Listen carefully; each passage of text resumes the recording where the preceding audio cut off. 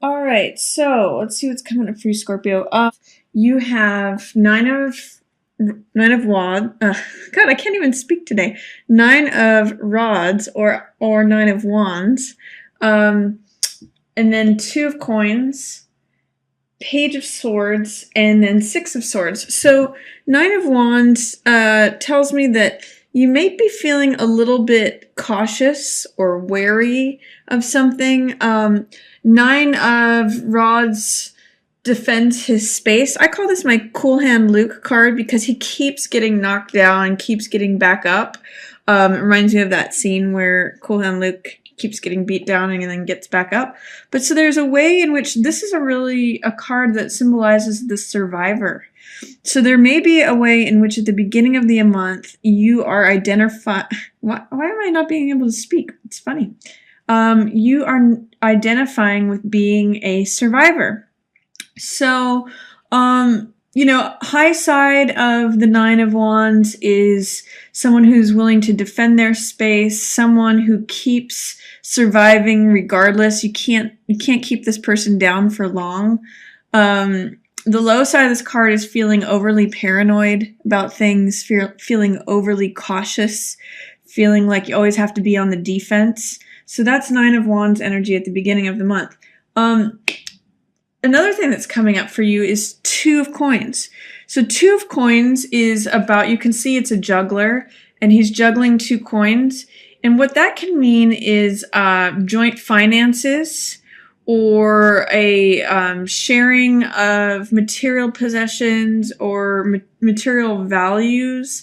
You could be, it's interesting because you could be wary or nervous or concerned about sharing joint finances. Like if you're moving in with someone and you're concerned about whether they're going to be able to pay their portion or pay the utilities or their part of the rent, or if you're entering into a contract with someone, which can sometimes be Two of Coins energy, you might be concerned about the fact that you have to defend your side of it, or that you're always going to have to be working to have them uphold their side of the bargain. That can be what these two cards mean together, as a possibility.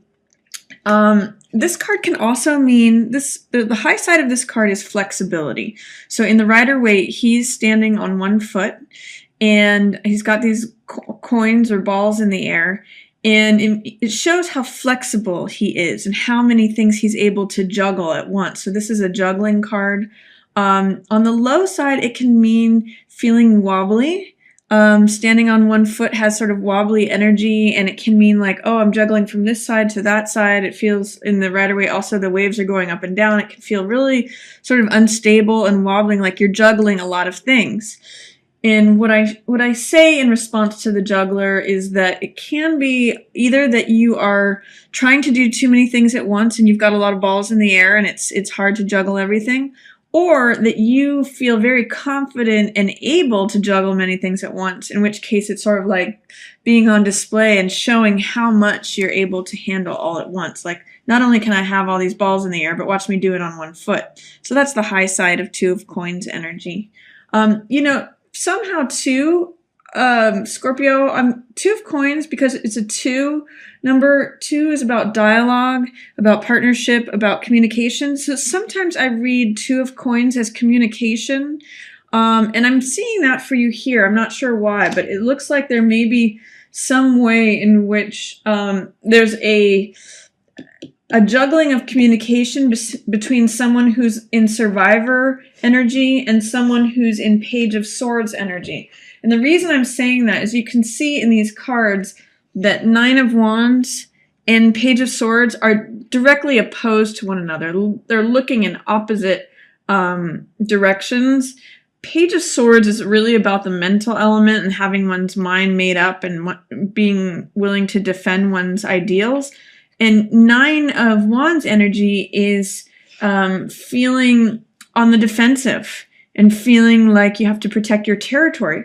So when I'm seeing this Two of Coins in between the two of them, what it's really telling me is that you two may have different values.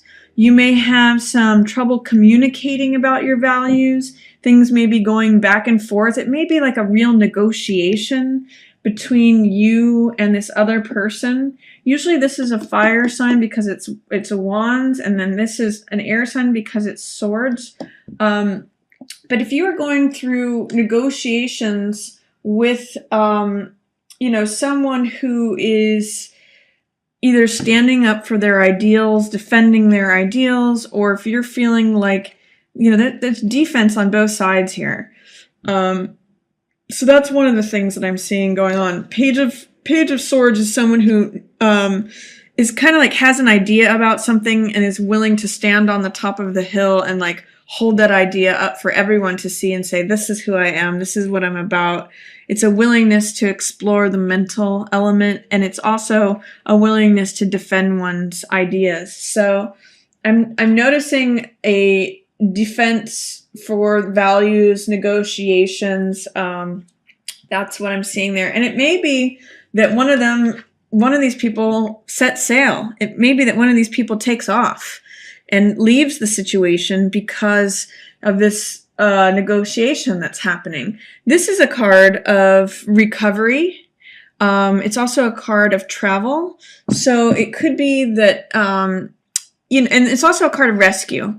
So in this card, there's a figure that is saving or ferrying a figure that is actually suffering down here. In the Rider-Waite, there's a woman and a child, but in this case, it could just be, yourself or another person. And this person comes to the rescue and takes them away from the stormy seas and takes them out to calmer seas, to more subtle, like stable horizons. So Six of Swords is about recovery, stabilization, travel. It could just be escape or rescue.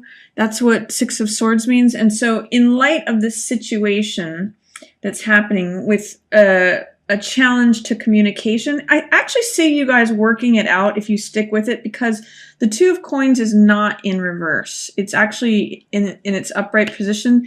So this is just negotiation. This isn't necessarily conflict, but both people are kind of defending their own space or territory.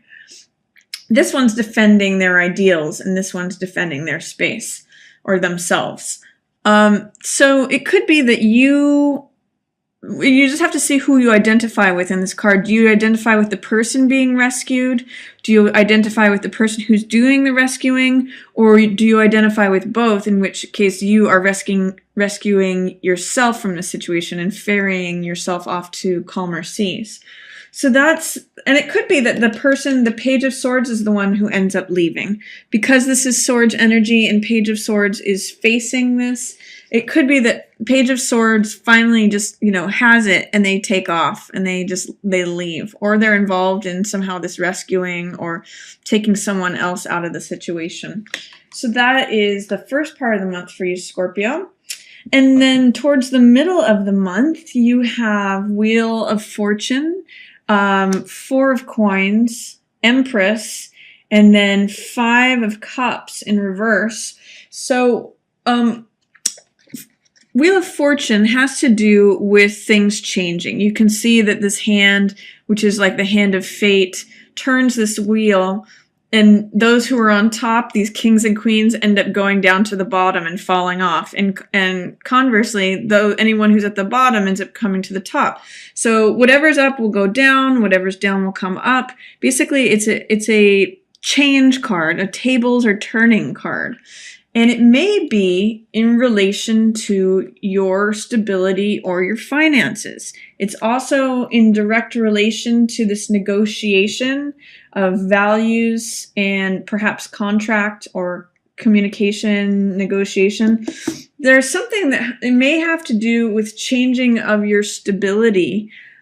This card, Four of Coins, has to do with holding on to the status quo, holding on to your fixed assets, trying to maintain the status quo and hold on to everything that you have. It's a card of possessiveness, of control, of I just want to maintain everything. I want to keep everything that I have. It's kind of a miser card. So it's like I don't want to spend a single penny. I don't want to give up a single thing that I have. I just want to keep everything and keep everything just how it is. So he's got a hold on things, but this card right next to it tells me that there might be some changes occurring.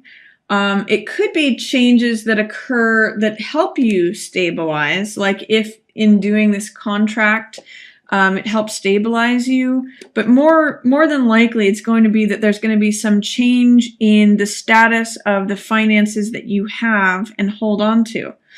This may be a good thing, because one of the things I point out in this card is that Four of Coins holds on to everything so tightly and is so rigid that he's blocking his heart.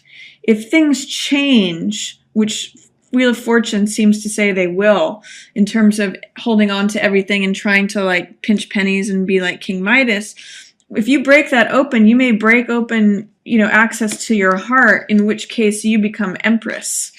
An Empress, or you have access to Empress. Empress is prosperity, fullness, abundance. Everything grows around her. Everything is just sort of like at its peak of bloom. There's fields of wheat that are ready for harvest here. There's flowers that are in bloom. She's just there's this waterfall in other decks I've seen. There's bunnies and animals. She's basic, and also she's a symbol of pregnancy or fertility. So everything's fertile, everything's rich, everything grows around here.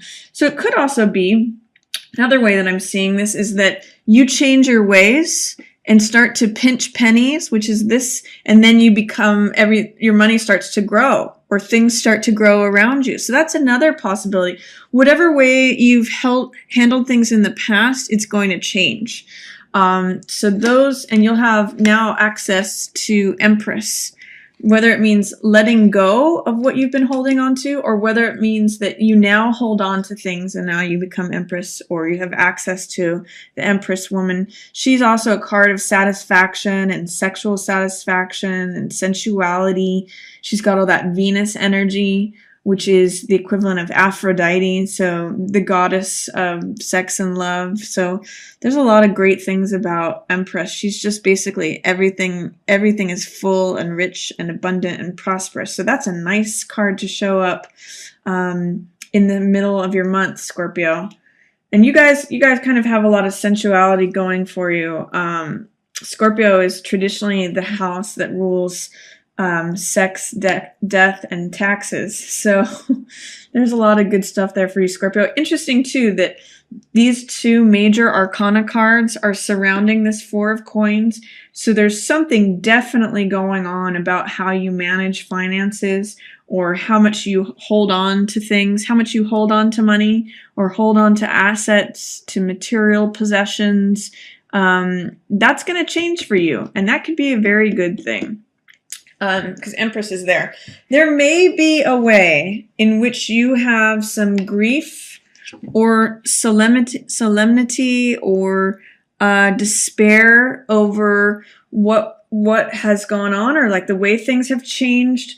This, I'm getting a sense, has to do with what happened in this first week. Mainly because, as you can see, it lines up with these cards here.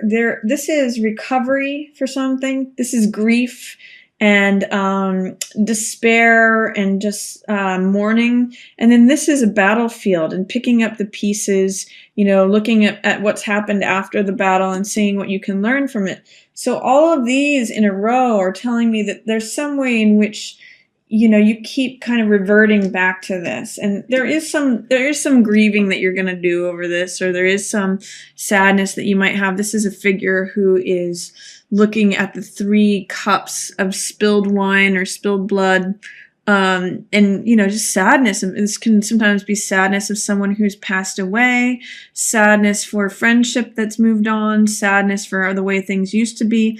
But there's still hope here. These are kind of larger in the foreground, interestingly, but the figure is facing the background. So it's only when the figure will turn around and receive these 2 cups that they show, these are heart elements. They represent emotion and fulfillment of the heart, but he or she is focused on the spilling of the cups that have already spilled. So let's see, what else have you got going on, Scorpio? Towards the end of the month, you have a couple things happening. There is a certain amount of victim status. That's what Eight of Swords represents. So Eight of Swords is someone who is stuck. They feel victimized. They feel like complete powerlessness. And a lot of it has to do with the way they're thinking about things. The Eight Swords around this woman represent her thoughts that are surrounding her. And as you can see, she's not actually enclosed by them. She can walk right out of the circle that is surrounding her. But because she believes that she's stuck, she actually thinks she's powerless to move. She could actually cut her binds and her blindfold off on one of these edges of the swords and just walk away. But it's her belief or her many thoughts of her being a victim in victim status or in victim mentality or powerlessness is why she just stays put. And so that keeps her very stuck there. But in reality, she actually has this red flowing cape. She's got all this vitality, this power. She's just not using it or not accessing it, not thinking that she has it. So that's towards the end of the month. And that may be in relation to a Queen of Wands figure. She actually is more than likely going to help you out of that. So this is going to be someone, this is usually represents a fire sign like a Leo, a Sag, or an Aries.